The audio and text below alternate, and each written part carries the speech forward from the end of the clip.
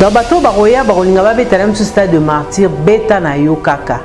Mais koya na ba moté ya robanga po obang sa mutute. Que moi je vais faire mieux. Bokanga beta lelo.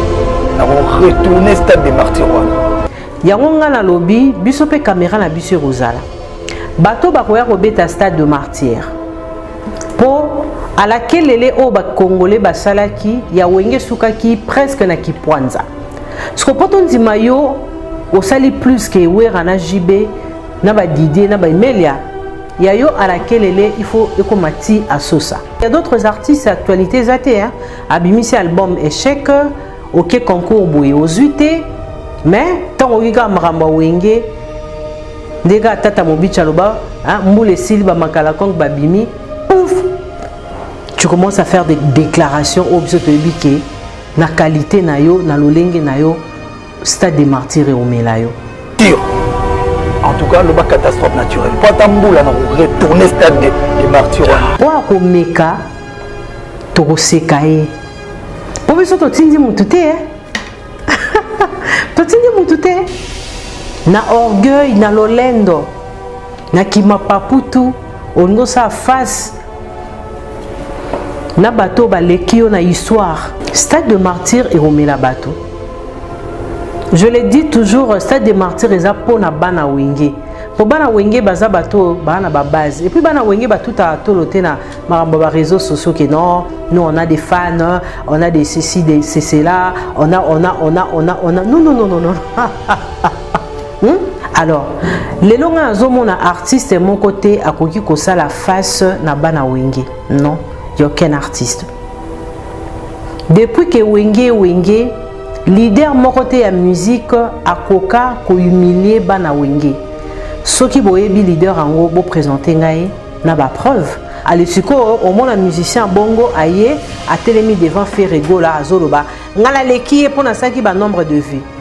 Vous voyez comment un leader, ya Congo, à embrouiller à désorienter la musique congolaise artiste c'est abattu donc au moins la musicien moi sali 1 million de vues il vient se présenter devant Ferré devant Weronson pour dire que Werasila ngala sali yango merci beaucoup na Innocent Balume Tombabara Nzambe aebara pourquoi Kelly Moto Dieu savait pourquoi Innocent a gagné concours Rwanda atabo minimizaki mais moi je dis bravo Aza artiste Oyo a gagné concours P a sali continuité moko. Aza mission monté que Kofi a foula.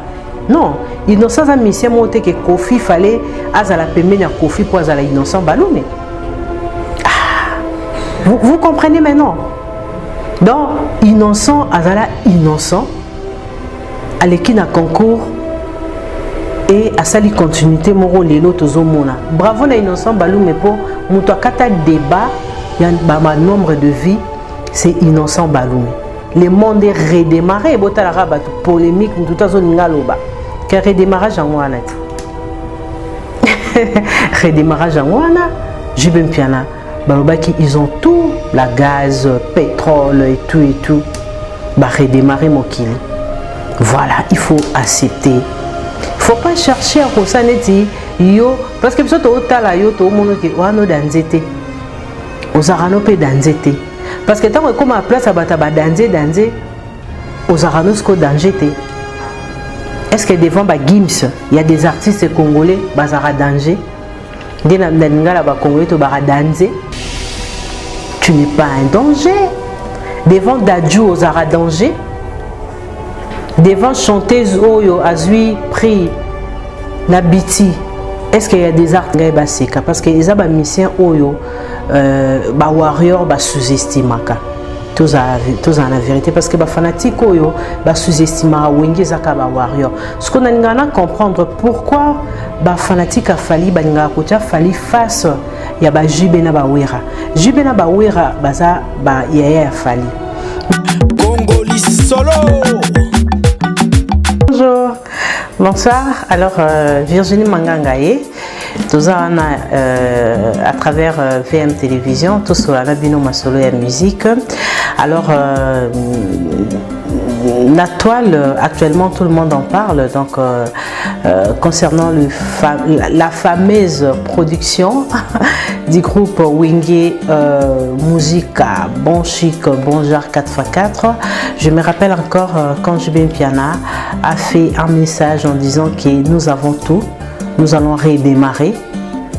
Et effectivement, je dirais que redémarrage est salami. Pourquoi?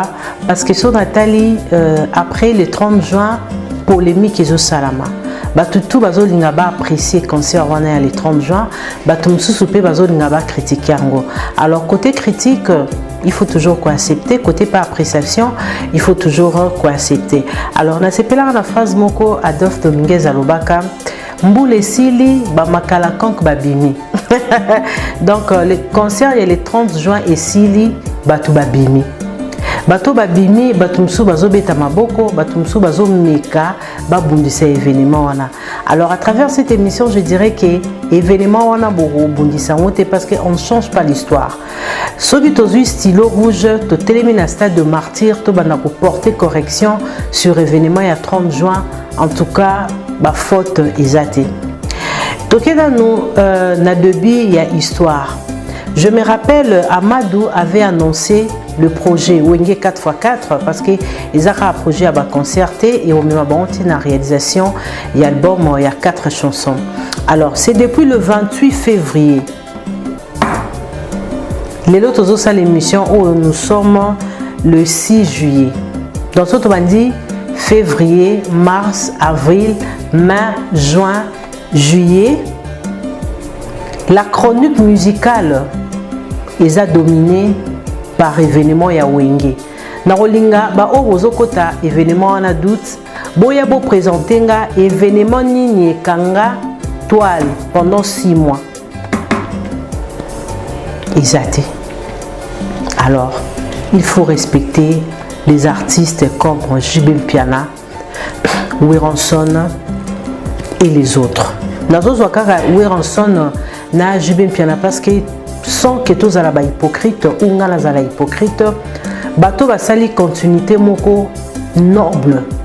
Après dissolution, ils a JB na Wera. Et la plupart, il y a bateau qui le 30 juin, baza ba fanatique, il y a Wenge d'ensemble et ba fanatique il y a JB. Parce que ceux qui JB na Wera, bazala qui o baza les lotés, concert on a peninga qui kosala matin.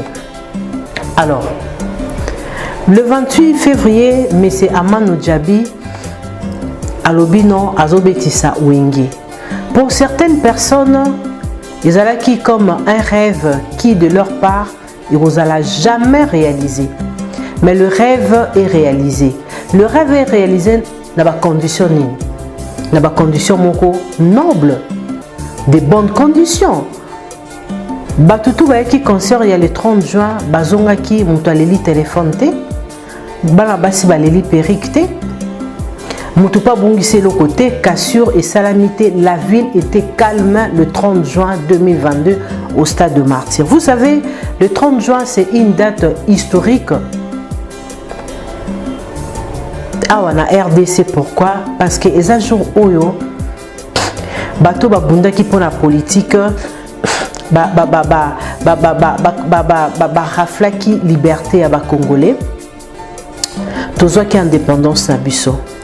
Alors, le 30 juin 2022, la musique congolaise est redémarrée par les Wenge. Surtout sali historique yabana Wenge, bon monake Wenge est exceptionnel par rapport à yaba groupe ebele. Bartis ebele o barenya na temps ya Zaiko, même na temps ya Viva, bazana ba mentor. Mais Wenge Musica bango tundenge bazawana, bazana batute to mutu moko te asala ki bazala o bazali. JB Mpiana n'était jamais proche à un leader à l'époque, ya Zaiko to ya Viva pour azala JB Mpiana. Là c'est autre chose, il faut aller y comprendre. Tout ce cas koyoka jamais JB Mpiana Weranson Didier Massé la bango tout bazala immortalisé to a coopérer na vie moko boye batekela ke banzemo parce que parcours à artiste musicien beleza bongo hein. Je prends exemple et ça ce n'est pas une question de minimiser les artistes. Je prends exemple Félix Wazikwa. soko yoki na banzembo Koffi Olomide azara obwaka monstre d'amour ba collabora musicalement toki même Koffi ba collabora na Papa Wemba azala na makambo ebele ya Viva azala na kati ya Viva. Tu vois, d'ailleurs, tout sujet à Koffi comme musicien à Katia Viva la musique et suscite toujours débat, les sentiments et départagés pour la batumsusu. Il y a Boyaka pour na yemo kwa tikala jamais kozala musicien à Viva. Mais ce qu'on saute au na makambo et taliban na wenge batikala jamais kozala proche ya ba leader. Ba bandi idéologie na bango ndeto ba la musique to projet na bango idée au la groupe na bango na bandal ba jeune ba sangani ba saliti ba komi oyo bazali lelo. Donc succès ya wenge, force ya wenge, faut bien comprendre que baza il y a une exception dans la vie musicale na bango. Donc c'est normal tout le monde a wenge ba réaliser makambo yo batebele nan basalate na musique. Alors, les longs artiste de mon côté à koki kosa la face na bana wenge. Non, il n'y a aucun artiste. Depuis que wenge leader mon côté à musique à koka ko humilier bana wenge. Ce qui boyebi leader en gros présenter ngai na ba preuve parce que tu ebi histoire ya bana wenge. Tu ebi comment bana wenge ndenge ba bandaki, ndenge ba panzani, ndenge ba sali continuité na ba onza ba sali grâce. Babasala succès du sous après dissolution.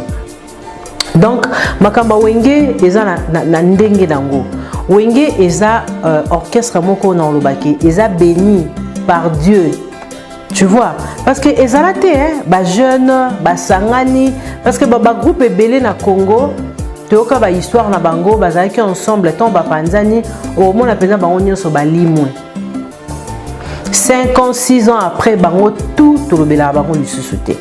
Mais 25 ans après, Wenge reste Wenge. Je me rappelle, j'ai reçu une fois Redi Amis Yalobi, musicien de bon temps, comme musicien Moya Viva, à Salara succès quand il y a 5 ans. Mais après 5 ans, à Salara sous succès, à succès, au Azara au Salaté. Mais c'est quoi Wenge, depuis Bandara, son 80 quelques, on a 97, Panzani. 97 style lelo 25 ans bazo saka succès. Ya on azo ba émission mingi nazo sa sur bana wenge réponse ya force ya bana wenge isa na stade de martyr. La réponse na critique na bato bazo ngaba sa face na wenge isa na stade de martyr. Alors après dissolution to moni chaque leader a sala qui groupe nae. Mais deux artistes, je dirais, garda qui combo ya Wenge.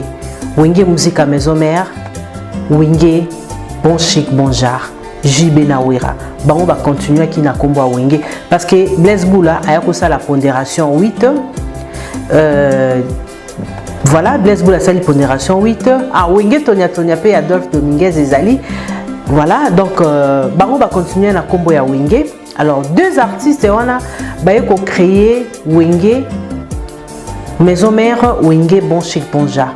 Alors, continuité, on attend où Salami, Yepe Kobimisa, leader. Il faut bien comprendre force à Wenge. Bimisi Pe, leader. Tous les exemples, où Ranson. À Sali Wenge, musique à Maison Mère, travailler, na bateau, bazaki, na baron, na début, batumsu, subakei. À recruter Lacoste, à recruter Serge Mabiala, à recruter Babi Ndombe, à recruter qui encore Azalaki, Babi, JDT Bazalaki. Mais Nakata Wenge, musique à maison mère, il y a un leader encore qui est Ferregola.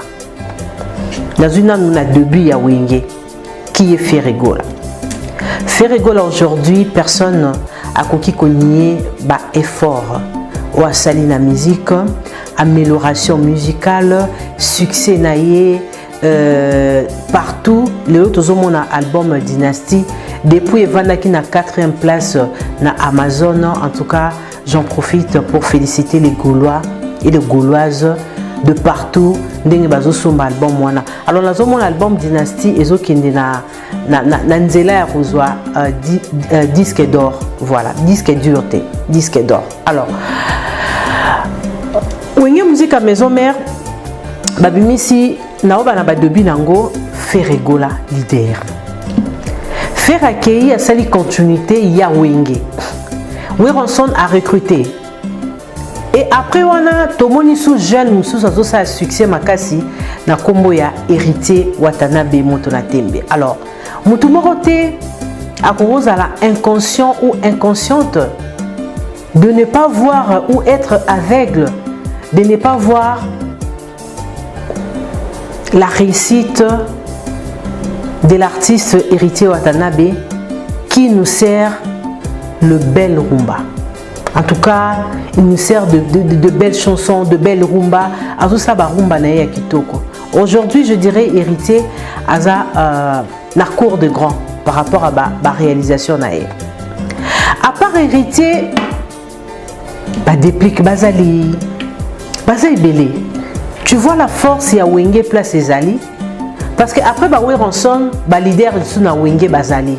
Oh so tozo beta di solo, tozo solo ma solo ya ba leader. Ya ba grand ya génération Sika. Tozo mona toujours bana Wenge baza ko occuper une grande place. Effectivement hein, parce que surtout que côté chant, lelo côté koyemba. Honneur et zozo ngaka na bana Wenge parce que Batoubaomo balobara la musique congolaise mutu aleki la génération otozolo ba ya continuité ya Wenge mutu aleki Ferregola na koyemba azate. Quand on parle de Ferregola tozomona toujours Wenge d'ensemble. Vous comprenez la force ya Wenge et c'était normal le 30 juin wana stade de martyr et Tonda. Wenge a la même histoire que Viva. Wenge a la même histoire que Quartier Latin. Et les musiciens oyo baye si maya ba Weronson bazo sa la continuité.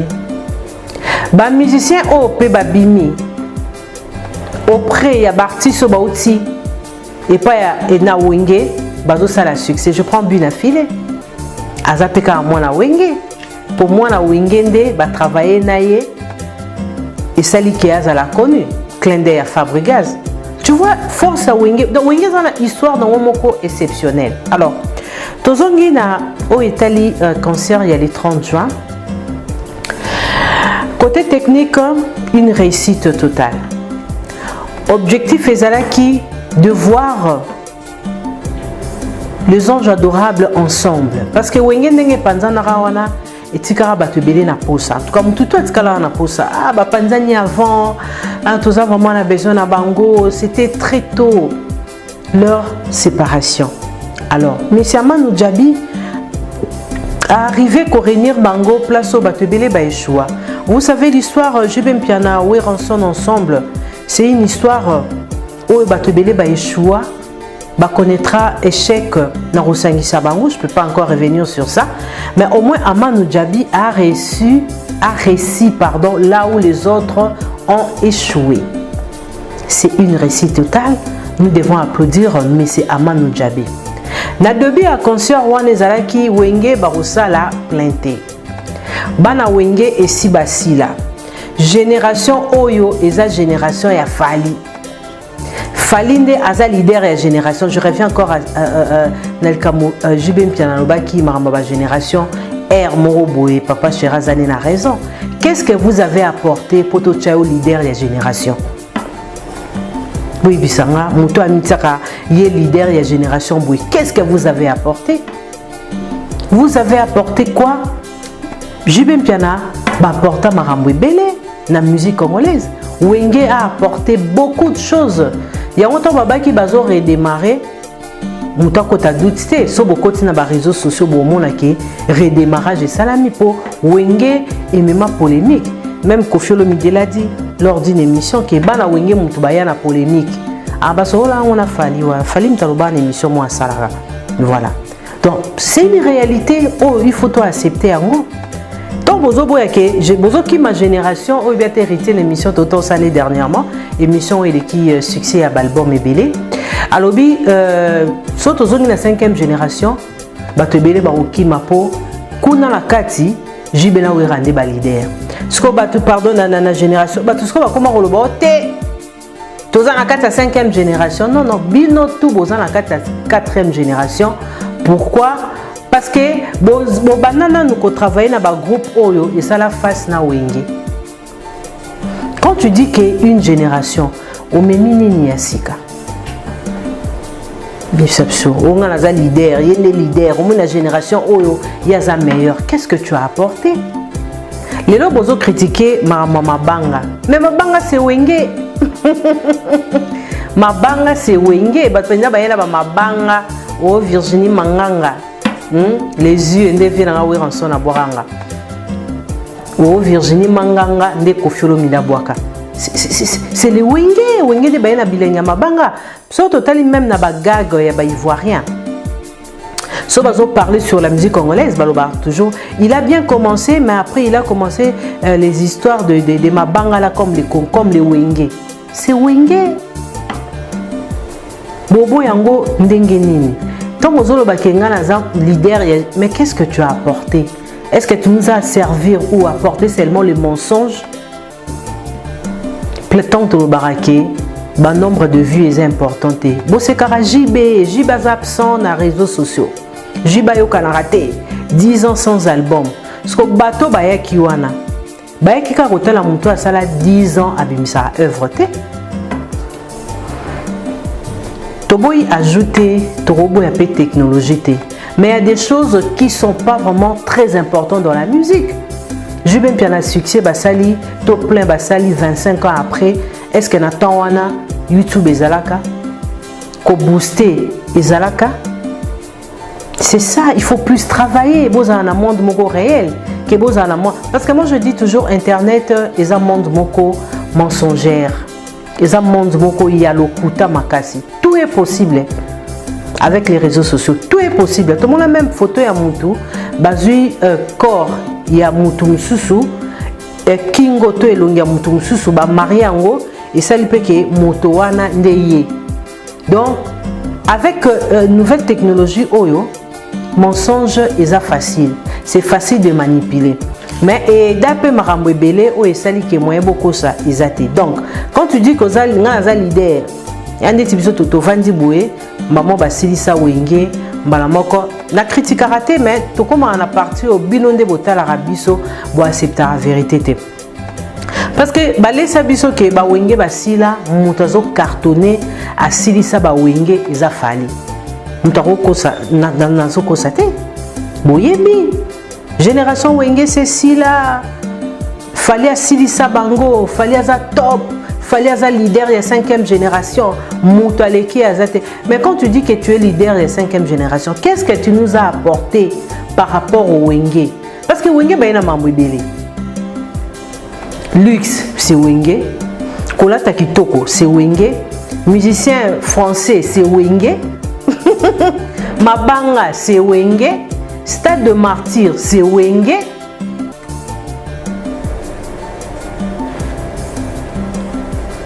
Bobo ya wengende.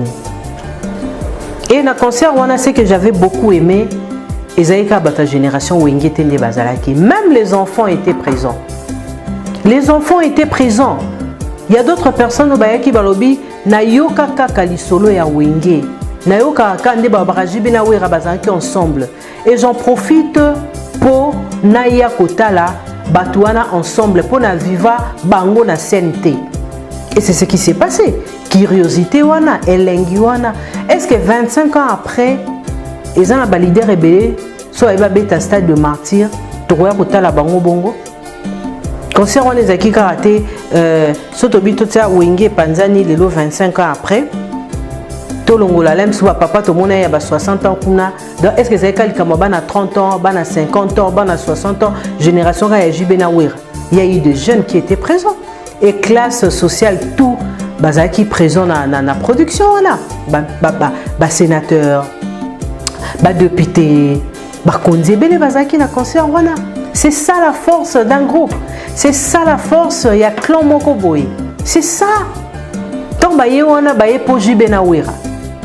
Parce que mutako akobunga te to ko wangana ba leader, il y a événement wana c'était JB Wera ensemble.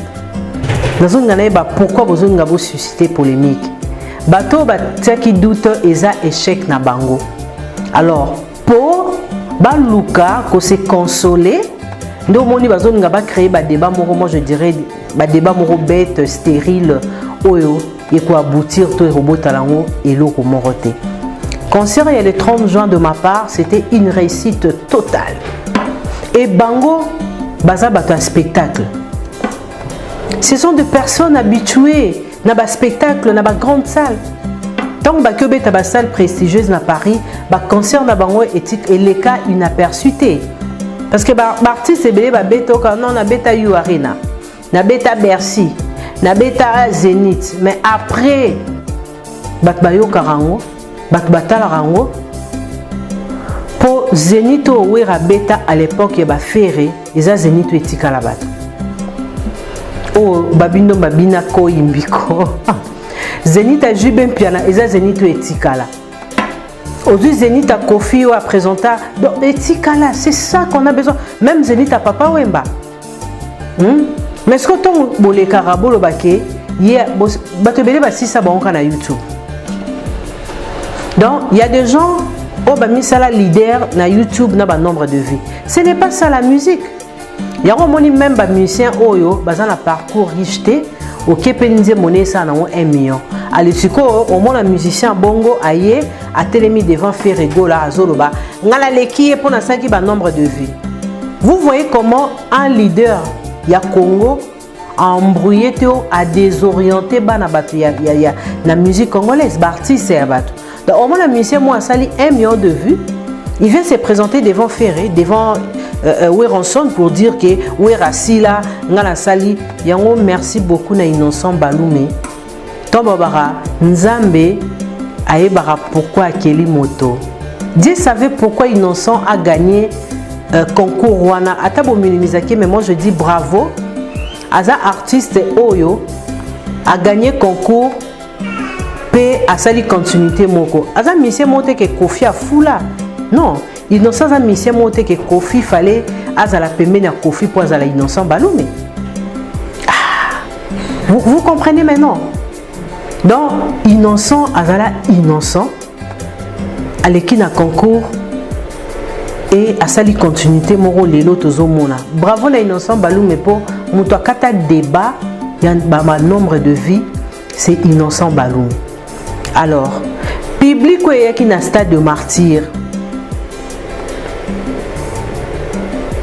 Ben quand la bateau bazara fini, il y a longtemps un musicien s'il a raté, ils ont un problème devant un projet, ceux qui a dans un parcours moko riche, ba fanatique nae, ba roya na kombo ya nostalgie, il y a souvenir.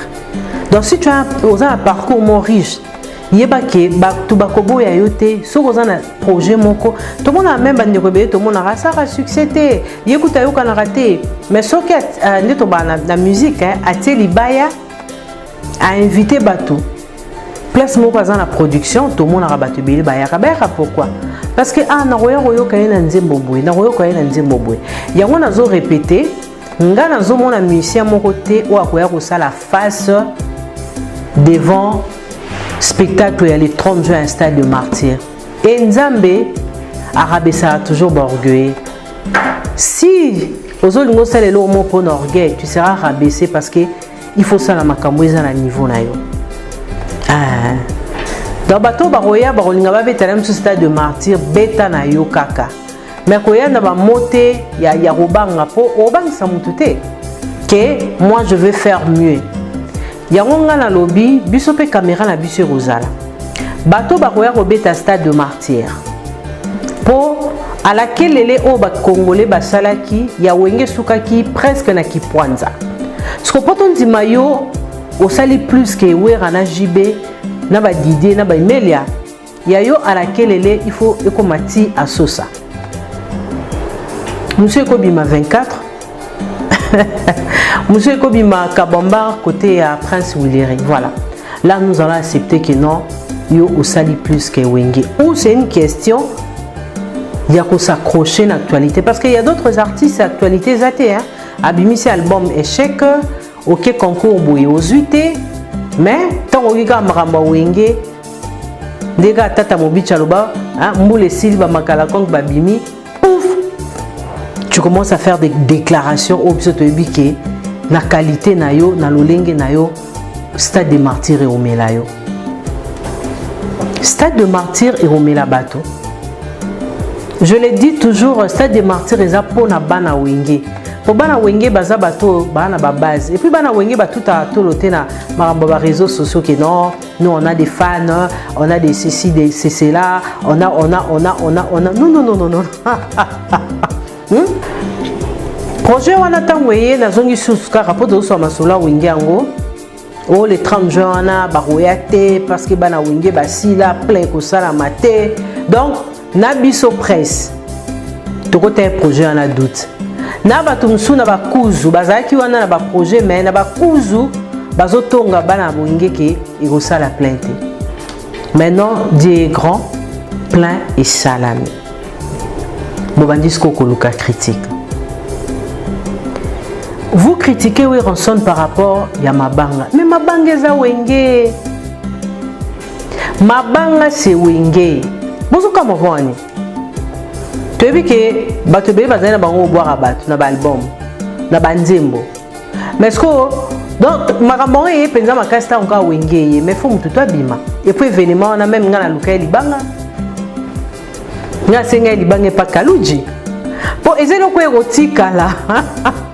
Et c'est le érotique à tout à l'heure qui vraiment va comailler tant ou vraiment image officielle et robima pour écouter kama batuba yo kango qui a Virginie Manganga aussi batanga qui est donc c'est normal.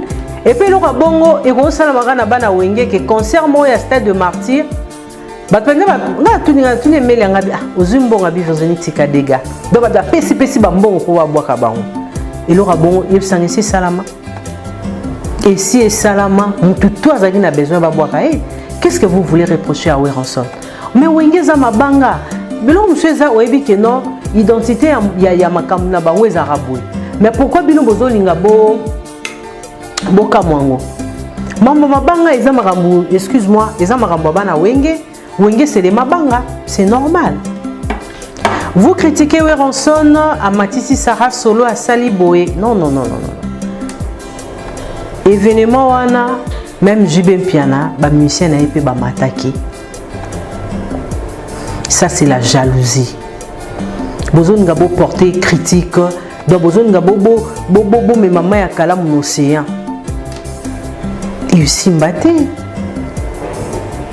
Qu'est-ce que vous voulez dans l'événement, on a les 30 juin, événement, ils avaient une réussite totale.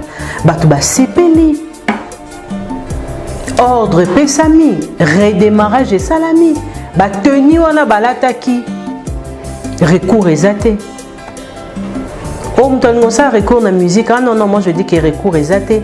Le monde est redémarré. Botalara bat polémique, tout à zone car redémarrage en wana. Redémarrage en wana, JB Piana, Balobaki, ils ont tout, la gaz, pétrole et tout, bah redémarrer mon kilo. Voilà, il faut accepter. Il faut pas chercher à constater yo, parce que peut-être au tala yo to mono ki wano danzete, aux arano pe danzete, parce que tant que comme à place à bataba danze, aux aranos ko danzete. Est-ce que devant Gims, il y a des artistes congolais bazara danger?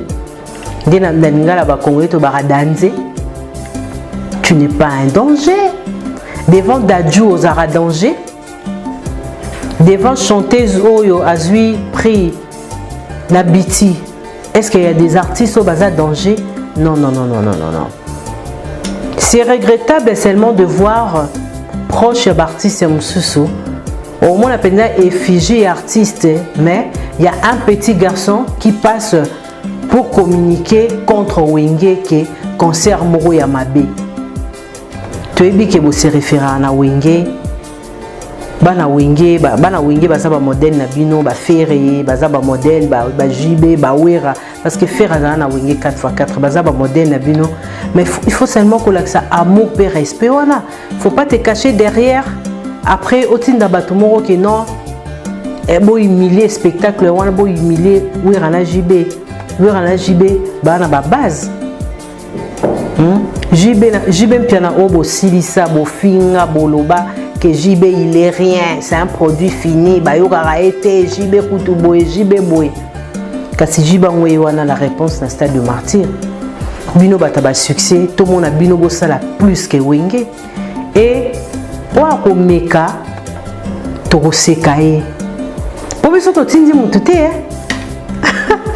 to tindi mutute na orgueil na lolendo na kima paputu ongo sa face na bato balekio na histoire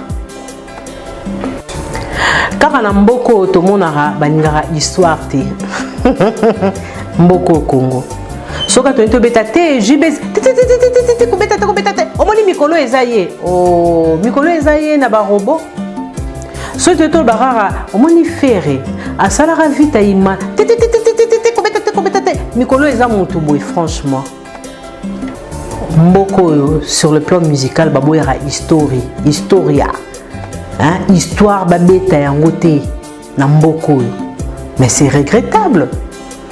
On nous a fait manger bah mensonge, ça fait presque 8 ans, 7 ans. Bah les sibso mambalo kuta, pas cause, so bah 12 ans, bah kosi biso na lo ba non lingate. Bah il biso formule mususu. Heureusement d'être au chaque chose à son temps, le monde est redémarré. Le monde musical est redémarré, hein. C'était le 30 juin. Hein. Bana wenge, quand je dis bana wenge, Ferrego la nakati. Watanabe nakati, Weranson nakati, hein? Emile Alias nakati, ba redémarrer. Yaro moni batebele bazu ba vertige. Il faut vous calmer. Moi j'aimerais que tous les artistes qui ont sous-estimé les anges adorables passent à la télé pour féliciter le Wenge par rapport au spectacle. Il y a le 30 juin, bon les cabos féliciter Bango. Félicitations les athées. Car attends les agis projets on a solagi na Amadou na ipsaki Amadou boybo benga pa Amadou féliciter Amadou féliciter pe bana wenge tout le monde a batebele ba isa biso il y a des complexés dans la musique mais moi je sais qu'il y a un complexé dans la musique nous on a qu'un seul complexé dans la musique oh mamba wenge zo betae muto akoya na tembe na orgueil na mambuya ya stade de martyr. Au sein de l'émission et pour permettre à Bissot, nous allons dire la vérité. Moi je l'ai dit, il n'y aura personne qui va faire comme Wenge ont fait. Les Wenge ont fait le 30 juin. Il n'y aura aucun artiste. Il n'y aura aucun. Il n'y aura aucun artiste. Parce que même Vita Imana, ça va se plein en athée. Et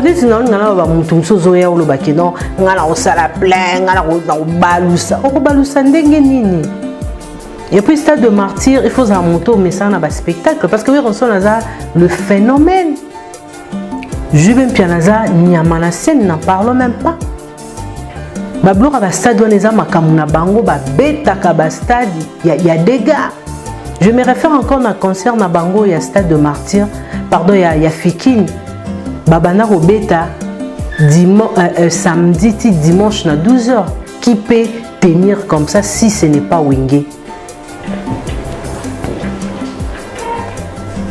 spectacle na ba blabla bo sala wana isa autre chose ah oui pour belé te bon bana ba spectacle te ba concert mon scénique oui ça rapidement qui non il faut bouer alors babier était kani tout le monde place moko plaja et salamité place moko bafungoli porte ezate je sais qu'il y a eu des pirates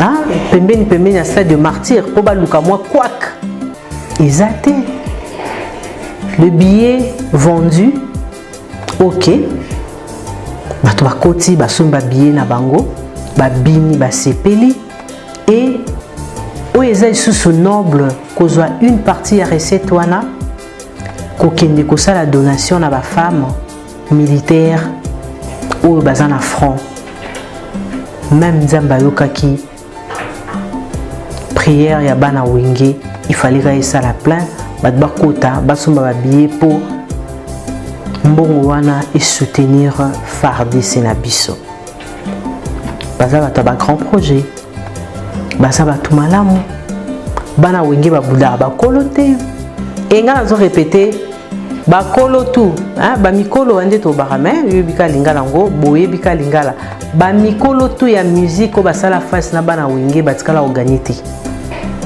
o penza ya kutana aluki jibe na problème mukolo moko akutana pena oaye oye penza ocheli we libaya banzo ibabini ocheli jibe mpia na libaya ce que soki ko bato bazana ba concert ya ba référence baza ba grand ba koka ko bongisa wenge te boni musicien ya YouTube star parce que ba numéro 1 ya YouTube bazali bino boya ko bondisa bato bateka physiquement bazana ba fanatique moko physique. Stade de Martyr est là, si vous voulez le faire, faites-le, mais avec modestie, avec élégance, avec la simplicité. Même Nzambe, à quoi il s'abato, bakanisa ke baba homme fort. Alors, je vous retrouve après concert. Et c'est Senghor. Alors, Wenge et connaître réussite, on dit dans le émission Benazo Sala Ponanga. Où est important, ils ont comment on est ensemble, ils sont vivants et comment on a stade de martyrs à la plein. Donc pour nous important, voilà, c'est ce qui était important quoi. Ceux qui bêta qui spectacle le roi Zénith à Wera, le roi Zénith à JB, ceux qui sont qui mpiaka, balinga et baseka parce que ils ont mission oyo, warrior sous-estimaka. Tous en la vérité parce que les fanatiques sous-estiment Wenge Zaka warrior. Ce qu'on a comprendre pourquoi les fanatiques a fallu face ya ba Jibena Bawera. Jibena Bawera baza ba yaya a fallu. Detinga na zolo ba tout ba que nous soutenir Fali pour pendant concert naé le 29 octobre 2022 na stade de Martyr. Batutu ba que nous soutenir parce que c'est un fils du pays, c'est un Congolais. Oyo azobeta stade de Martyr et Ozala Ponaye pour la deuxième fois parce qu'il a fait ça quand il était encore travailleur chez Kofi Olomide parce qu'il travaille avec Kofi. Alors le 29 Yepé Alobi azobeta stade de Martyr. Espérons cette fois-ci le rendez-vous va tenir parce que Eza Mbalalibo sauté fallait appeler ça ce rendez-vous na stade de Martyr. Ça c'est pour la troisième fois. Fallait appeler ça ce rendez-vous azo respecter. Alors le 29 on a habité batu baroya na bango pour soutenir Fali. Mais baroya ndenge bayaki na concert ya Wingete. Alors je ne sais pas bateau vos chance il y a ça émission na Fali, j'aimerais bien que vous posiez question oyo. Quand vous avez renversé stade de Martyr, vous avez se référé à nini motivation peso utawapi. Ce sont des questions à poser pour comprendre motivation à Rolbake à renverser parce que pour naïe récite il y a concert il y a le 30 juin. Ils ont échec, il y a carrière naïto et touché nani. C'est aussi des questions qu'il faut se poser. Récite à concert il y a le 30 juin à Wenge. Comment ekokiko salake ba fanatique to ba page to ba journaliste ba soutenir Fali ba taille face il y a concert wana. Qu'est-ce qui se passe? Parce que lui, Aza artiste, mon côté à Congo, Azo ça a succès, faire ça a succès. Né dans tout à l'heure, album Dynastie, ils ont occupé une grande place depuis Vanda Nangwende na on Amazon, ils ont bougé. C'est ça, faire épée à Zawana, héritier à Zawana, Fabregas à Zawana, innocent à Zawana, Kofi Olomide à Zawana, le Rombo, de génération en génération à Zawana. Pourquoi pas à Kokolo Baba phrase Moko et Koto susciter polémique? Pourquoi seulement l'artiste Fali Poupa? Et pour quelle raison Bino Bochaka Fali face à Wenge? Ou Bino Bosantara que non, Fali face à Ubana Wenge, il est rien.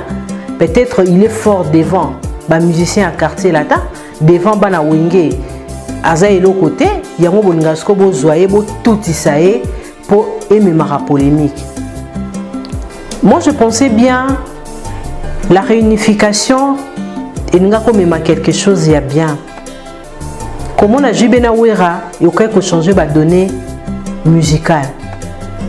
Les données, il y a changer. Mais par contre, il y a des gens autour de Baza Bamite Malibanga. Hein? Ce ne sont pas de personnes basées na humanité, voilà. Humanisme. Parce que, comment la batouana, parce que l'on lobaka, excusez-moi parce que les Kébélé, na mona lelo mutoyo akoki ko emporter biso na batu bakoki ko emporter biso na polémique, lokola bana wenge bazate. Po batu mususu baye azotala ke ngai na zikisa, voilà, il y a une femme, Gisèle Vangwalobi, il y a une série a été pe buengo qui tissait la mata kota la zota la ndenge bazobina jupe na ya uniforme ezika.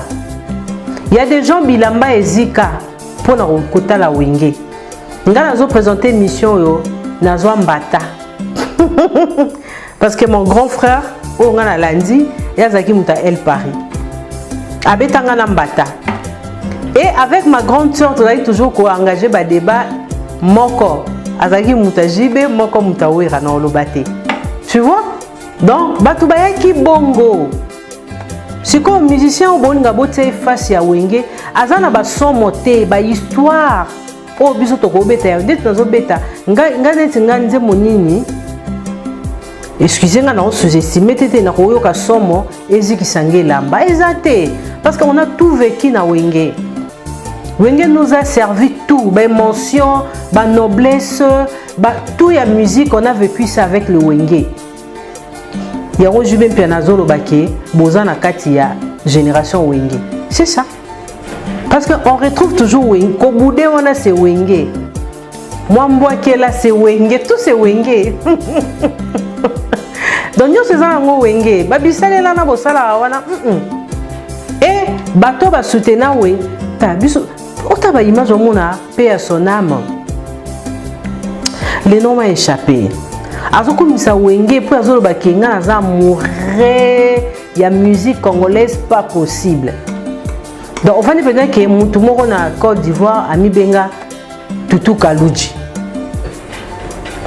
Ah, c'est wenge non? Bon va dire que non mutu moko ami bengi Bill Clinton. Abina sala makamoko a Bill Arafat. C'est wenge. Est-ce que c'est un musicien na Cameroun, na Côte d'Ivoire, aloba que non, nganaza le roi musicien mo ya quartier latin, aza et azate, botangiranga. Danse ya pamba et comme référence à musique. Ah non, ça c'est les ndombolo, hein? Les Aïrois, les Congolais avec leur ndombolo. C'est wenge. Si on tombe on va changer mise à jour. Beaucoup ça mise à jour et salamate. Mise à jour et ça le 30 juin. Avec vos mensonges, les lots mensonges sont à place T. Oh, si va bien c'est un elo roboé, tu recota totali internet. Madame internet en wana, tu vérifier. Oh, va bien c'est un soirée mon tu rota la soirée sombre qui invitation, tu vas bien ça qui réellement. C'est ça. Mise en jour et salamate, mise en jour et tout salama, le 30 juin. Clan va faire égola. Et ça les mise en jour. Et un clan en bas. Attends, on va aller sur Rata Wenge. Les à moi côté faiblesse, donc côté mon histoire bah te belé que non, il fait une à moi na Wenge, son à moi na Wenge. Pour borger, il me sauve de ça la musique, à moi sauve à na Wenge. Donc il faut accepter l'homme à son époque. Donc wenge ça l'époque na otilelo. Tobo ça na wenge ta tout le monde a bien affilé. Tobo ta sur la Fabregas. Fabregas mon année, mon a wenge. Hein? O chanteuse mo boiseau yemba Jack Love. Jack Love va mon anwa. Mon a wenge. Oh Nico. Et puis bana wenge bana chance ya obimisa ba leader. Ba Chiquito, ba ote pas faire rigola, ba Nicodème, ba Arnacle, ba na wenge, ba ote pas faire. C'est ça la force d'un artiste. Est-ce que yo ça la leader ti? Marc Aouz Lelo c'est un grand leader, ayebani. Yo na groupe na ba musicien ba yebana raté. Mais ozaka leader, qui leadership no te ba rangote isa yanini. C'est ça la question. Tout le monde a fait Razobeta Zénith de Paris. Ces musiciens étaient connus. Le musicien de Ferrégol a été connu. Faire Saliba leader, faire Saliba star, Bafedet. Ritz Nzele, animateur, moi sur Azobwaka. C'est Ferrégol. Jack Love, c'est qui? C'est héritier. Bin Affilé, c'est qui? C'est phare. Bon, comprendre. Bon, mais qu'on peut réfléchir. Yoza leader, on a baya le kolomoko. Obinara le kolonayo. Yo moro leader. Mais la groupe nayo, ba musicien à succès, bazate. Après, tu dis que non, je fais face Nabana Wenge. Voilà, alors rendez-vous avec Koffi Olomide le 23 février 2023 à You Arena. Voilà, la musique, Ndetobir et démarrage et Salami. Koffi Papé si date, mais Koffi Olomide.